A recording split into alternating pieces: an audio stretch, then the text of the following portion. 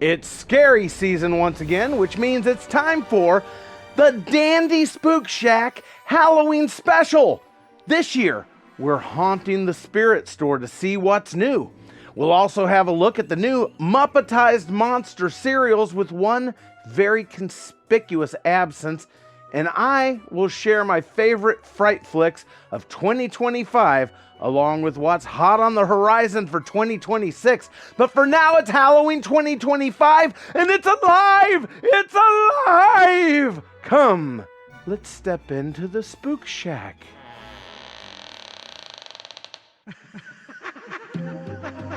Where am I? You just entered the Dandy Spook Shack.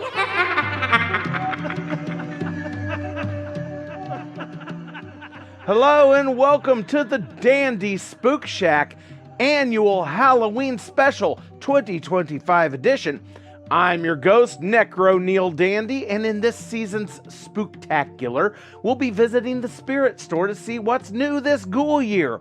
We'll also talk about the most notable scary movies of 2025 thus far, and the ones to watch out for on the creepy horizon. And last but not least, we'll feast our eyes upon the new box designs for the classic Monster Cereals by Jim Henson Studios, with one very notable character that has apparently been given the deathly cold shoulder. But first, I'd like you to drink in these frighteningly fashionable Dandy Funhouse t-shirts. Woven from the threads of my dungeon spiders, you're going to look drop-dead fabulous. They come with fronts and backs because nobody should be backless walking through the chill of a nighttime graveyard alone, don't you agree? Want to abscond with one for yourself? Simply visit the Dandy Fun Shop at the official Dandy Funhouse website at dandyfunhouse.com and order yours this evening. And if you're watching ever so closely on YouTube, we have a miniature Dandy Fun Shop set up there as well. Absurdity is amplified at the Dandy Fun Shop. Okay, let us begin with a visit to the Spirit Halloween store to see what's freshly alive for 2025. Spirit Store 2025. We visited the Spirit store in Nashville's Opry Mills. We wanted to see what was new for Halloween 2025, and we weren't disappointed. As we entered, we noticed the centerpiece for this year was a haunted subway system. Very original. Of course, it was monster rat infested, which was quite a shock to the conductor. Once we escaped the train, we took in a little animatronic target practice on a decapitated clown. Mama's not going to like this. Scary clowns seem to be a thing this year. Moving on from the animatronics, we find an assortment of unwelcome mats for the front door, including the Bates Motel, complete with bloody footprints, Mars Attacks, Killer Clowns, and Pennywise, both keeping the clown theme alive. Megan seems to still be holding her own with the young ladies. You know it's the dance. And for the little ones, we've got the cutesy line of dolls known as Tiny Terrors, with adorable baby versions of Chucky, Frankenstein's Little Monster, and Little Mikey Myers. Moving on to more costumes, we find many food items like pizza and ramen, which is about all you'll be able to afford after blowing your whole paycheck in this place. Hard tea, and you can also make yourself a few fries short of a Happy Meal dressed as a pack of French fries. For the couples, you could be chips and salsa, plug and socket, peanut butter and jelly, or milk and cookies. Aww. There's also a great assortment of inflatable costumes, like the inflatable banana, penguin, alien abduction, blow-up chicken, big rubber chicken so you can throw yourself at Svengoolie, chicken abduction, and giant balloon animal. Also, I didn't realize that SpongeBob was still so popular, but there's an entire wall with every sort of SpongeBob SquarePants character you can imagine, and you can even buy your own super-sized spatula, perfect for flipping your Krabby Patties and also for scraping your carcass out the door and back into the mall once your cash has all run dry in the Spirit Store 2025. You know, Every year, I always wonder just how the Spirit Store is going to top itself from the previous year, and they always do. The animatronics get better, the products overall get better, and there's always something new. Like, for example, I don't recall seeing the Terror Tots before this year, and I just thought making those iconic movie monsters into cute little dolls was a really neat idea. And speaking of movie monsters, I think it's time we have a look over the most notable scary movies of 2025. Okay, now why am I calling this the most notable scary movies of 2025 instead of my favorites? Quite honestly, it's because while I have seen my fair share of them, I haven't seen them all. And there's just too many, and when it comes to certain types of scary movies like vampires, zombies, and themes that have really been beaten into the ground, it's tough to motivate me to go see a show about a type of monster I've already seen 1,000 times before. Therefore, I'm going to do a rundown of the notable ones that stand out to me, whether I've seen them or not, and also give you my thoughts on the ones I have seen. Then at the end, I'll let you know which upcoming scary movies I'm looking forward to in 2026. Sound good? All right, let's get started. Sinners. I haven't seen this one, but it tops Rotten Tomatoes as the #1 scary movie of 2025 and stars Michael B. Jordan. It's set in 1932 and revolves around a pair of criminal brothers who return to their hometown and find themselves confronted by a supernatural evil, which turns out to be vampires. I'm sorry, but I'm sick of vampire movies. I'm sick of zombie movies. I like that it's set in 1932 and has a great lead actor, but come on, let's do something original here, folks. No more vampires. Come on. Okay, Companion. All right, I haven't seen this one either, but after reading the synopsis, I'm intrigued and thinking I need to pull this one up at home and give it a watch. Companion is a science fiction thriller about a couple, Iris and Josh, who go on a weekend getaway with friends to a remote cabin. The trip spirals into chaos when Iris discovers she is a companion robot controlled by Josh, leading to a series of violent and shocking events as she fights for her autonomy. I like it. Weapons. I did see this one, and I must say it was pretty good. It's about an entire elementary school classroom that goes missing except for one child. It's an investigative, part thriller, part horror movie involving witchcraft. And the ending is fantastic and fantastically hilarious dark comedy. 28 years later, I didn't see this one, mostly because it's a sequel of a sequel of a sequel and I'm over it. Not to mention, it's another zombie flick. The only reason I'm mentioning it here is because it has been a very successful franchise thus far, so it's actually notable. I just have no interest in it myself. The Long Walk. Now this one, it's been recently in the theaters and has a somewhat original plot in that there's this group of people being forced to walk no slower than 3 miles per hour, and whomever is the last one remaining walking is the only one allowed to live. Okay, it's original. It's just not interesting, at least not to me. I live near the historic Trail of Tears. You want to make a horror movie about people being walked to death? Make a movie about that because it actually happened. Longlegs. I saw this one, which co-stars Nicolas Cage and revolves around an FBI investigation which turns up some very disturbing occult happenings. Nick Cage turned in an amazing performance, as if one would expect anything less. By the way, if you're wondering why Nick Cage has been turning up in a million oddball B movies as of late, it's because he supposedly racked up a mountain of debts from living like Nick Cage.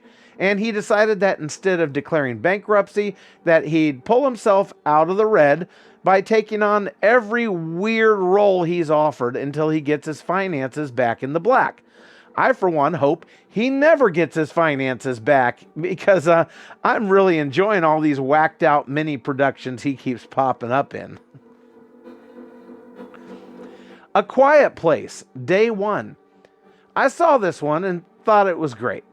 If you're familiar with the Quiet Place series of movies, then you already know that Earth was invaded by blind aliens who hunt by sonar. So, if you want to live, you have to stay completely silent. Now, there's a terminally ill woman with a kitty cat, and all she wants is to get across town for a slice of her favorite pizza before her time runs out. And then the alien invasion happens, and along the way, she teams up with a young businessman who decides in the midst of all this sheer hell on Earth that he's going to help this woman get her slice of pizza. Now, I have to say, this was easily my favorite scary movie of 2025, even if it was the third installment of a sequel. A great original storyline and fantastic acting. Smile 2. I'll just say it. I didn't care for the original, so I didn't bother with this one. Nosferatu. Now, this historically was the silent film that Dracula was derived from and has many, many similarities to the original story. The only big-name actor here is Willem Dafoe, and he's mainly relegated to a supporting role. I suppose it's neat that they brought the original vampire movie to life for modern audiences, but in my opinion, the story, it was polished and perfected with Dracula, and while I can respect what they've done here, it's just not really needed. They got it all accomplished with Dracula.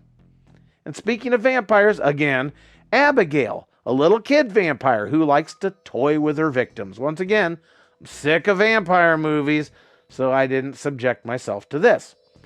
Alien Romulus. I saw this one. It was the same old, a bunch of people in space encounter the aliens, a bunch of them die, a couple of them make it out alive. There you go. What do you want? Arcadian. Now here's another one of those Nick Cage clawing himself out of debt movies. I saw it. It was decent. In a post-pandemic world, a single father, Nicolas Cage, and his 2 teenage sons try to survive in a world where they have to hole up in their fortified farmhouse at night to protect themselves from bloodthirsty creatures who hate the light. So they only hunt at night. It was okay. It was just okay. Beetlejuice. Yeah, I saw it. Was it as good as the original? Nope, not hardly. Was it still good? Yeah, it was good. It was worth seeing. Winona Ryder and Michael Keaton were both amazing. Nothing really stood out about it, however, other than the fact that Michael Keaton can still deliver a character this physically dynamic after all these years. Lots of respect. Meth Gator. Now, I know a guy who's in this movie, and I happened across it while channel surfing one day, and I said, what the heck? Let's watch it. It's largely a mindless B movie that's so bad it's good. I will say there's a part in the movie where my friend Wade Williams delivers a monologue, which I thought was an incredible bit of acting, and I'm not just saying that because I know him.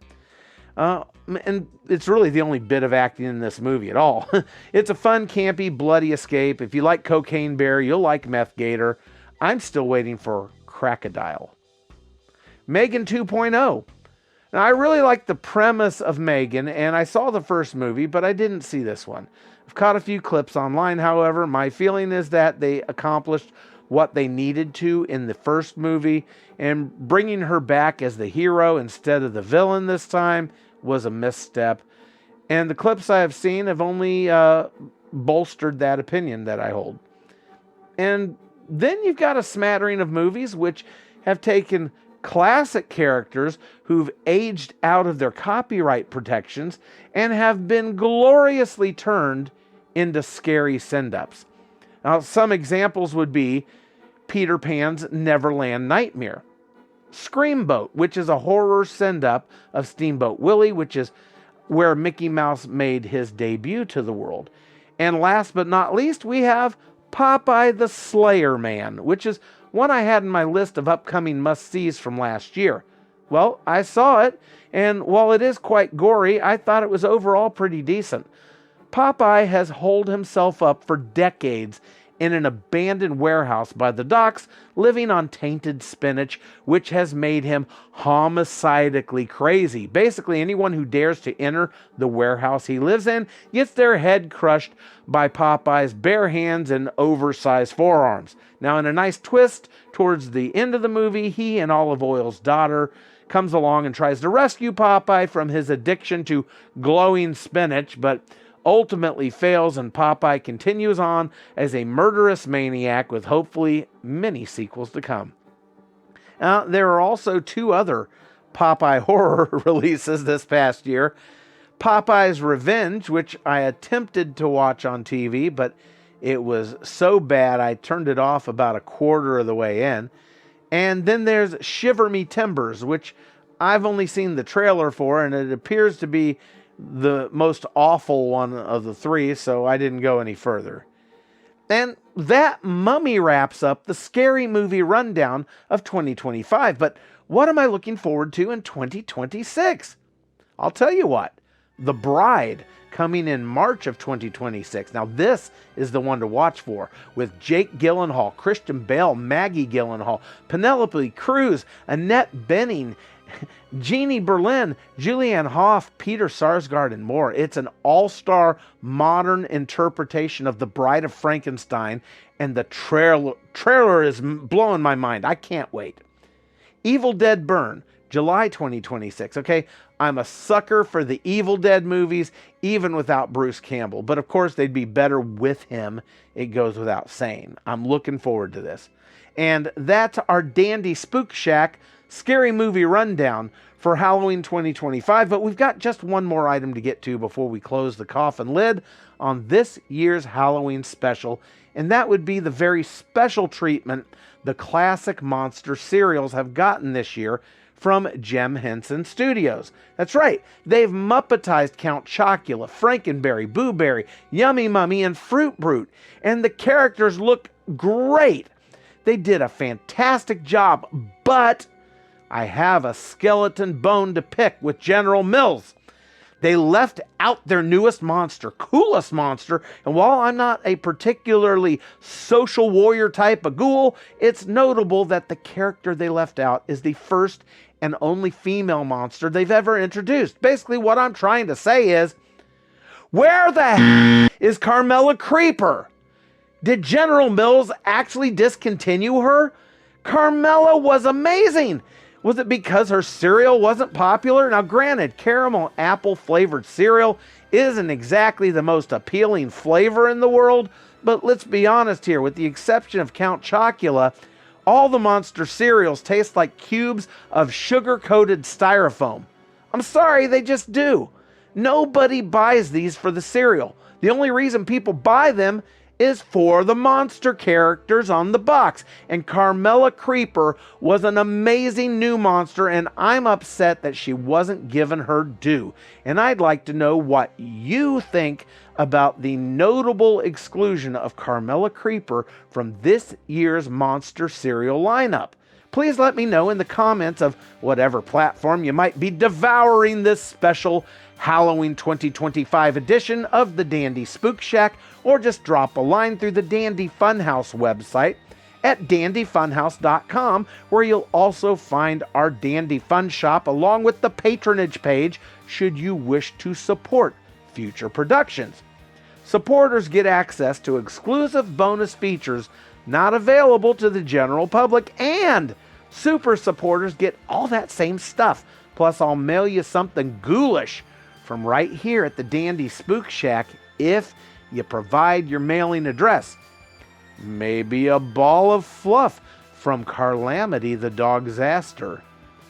Podcast listeners can support via the donation button in their listening app of choice if the app supports it, and 5-star reviews. Anywhere you can leave them will always gain our undying support. Okay, well, that closes the coffin lid on yet another Halloween spooktacular edition of the Dandy Spook Shack. Come back and haunt us again real soon, right here where everything is always fun and dandy. Stay ghoul.